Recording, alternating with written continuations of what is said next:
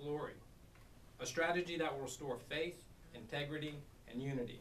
A strategy that will return us to prosperity. A strategy that will return us to our foundation, the U.S. Constitution. Point 1, we must neutralize party strongholds. Through the past 2 administrations, we've seen both Republican and Democratic majorities take control and march this nation into ruin, without regard for the Constitution or the will of the people. Since the Republican and Democratic parties will no longer represent us, we must install our own independent faction in Congress. Point 2, we must restore constitutional integrity. We must return to the foundation and wellspring of freedom, and that is the Constitution. On our current course, freedom as we know it will be lost. We must reform legislative process. When the process is so complex and the legislation is so voluminous and incomprehensible, how can we, the people, be engaged? How can we trust the process or the outcome? We need a more user-friendly government. Point 4, we must restore the balance of power. The federal government has expanded far beyond its intended authority, assuming powers intended for the states. We must divest federal powers back to the states and reduce the size and authority of the federal government. And finally, the 5th point, and most importantly, I believe we must restore this great nation to one nation under God.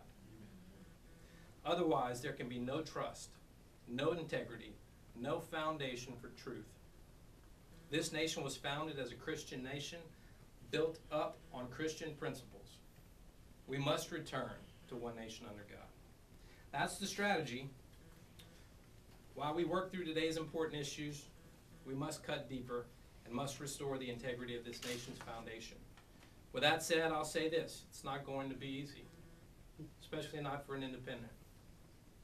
I believe the American people are ready and willing to take a stand. They are ready for someone like me to pave the way. The big question, are we ready to make the sacrifices necessary to be successful? If we're serious about taking back this nation, here's what I think we must do. We must raise candidates of the people, and we must stand ready to fund their campaigns. I know this takes a change of mindset. We're not accustomed to funding a candidate's campaign. We generally expect special interests to do that, right? Well, look what we get when they do. There's a good chance there's never been a candidate on the ballot who stood for you.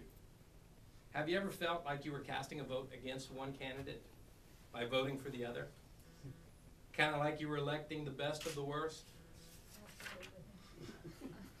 I think we've all been there. And I think it's getting worse. Career politicians are funded by special interests and their parties. There's no doubt about that. That's why they don't listen to me and you. In Washington, they represent their special interests and they represent their party. They do not represent you and me. This is precisely why you and I are here today. If we want candidates who represent the people, we must raise up and fund our own candidates. And I'm not talking just about me. This needs to happen all across this country. If we expect to win this race, you and I must raise $4 million. I know it sounds like a lot, but we have a good plan, and it's possible. Our opponents, 2 career politicians, have raised more than $6 million, and I think if we update this number, I think it's at 7 now. And yet, according to their campaign funding reports, neither one have contributed a penny toward their campaign. I'm not a rich man, at least not yet, and I've already spent several $1,000s of my own money. I expect I'll spend several thousand more, but I'm willing to pay that price. I'll tell you that special interests, the Democratic Party, the Republican Party, they're willing to pay whatever price must be paid to hold on to their seats in Congress. Their elite status, their power, and their life of privilege. Let me ask you, are you willing to invest in our future? You, the people, are you willing to invest in our future? Are you willing to invest to fight to protect our dreams? Small business owners, is an investment of $2,400 too high a price to pay in the fight to protect our dreams? Are there not 1,250 small business owners willing to invest $2,400 to protect the future of their businesses? Mom, dad, big brother, big sister, is $100 too high a price to pay for the American dream? Are there not 10,000 Americans out there? Are there not 10,000 moms, dads, big brothers, and big sisters in Louisiana or across the nation who are willing to invest $100 in the future of their families, their jobs, and their dreams? I say yes, there are.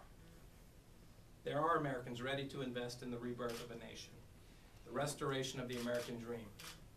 I think we can all agree, $100 or $2,400, it's a fair price to pay for freedom. It's a fair price for taking back our country. When we raise $4 million, our message will reach every corner of Louisiana. It will reach every corner of this nation.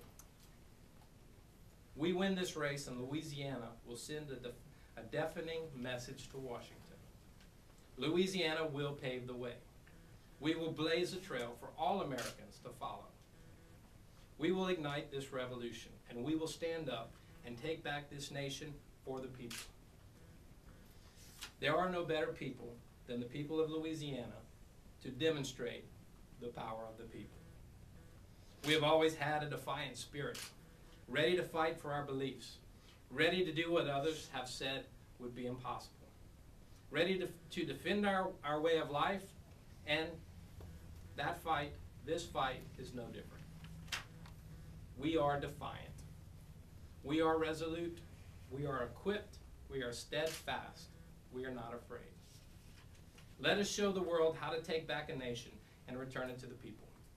Let us demonstrate the true power of the people. Let it begin now. Let it begin here. Thank you.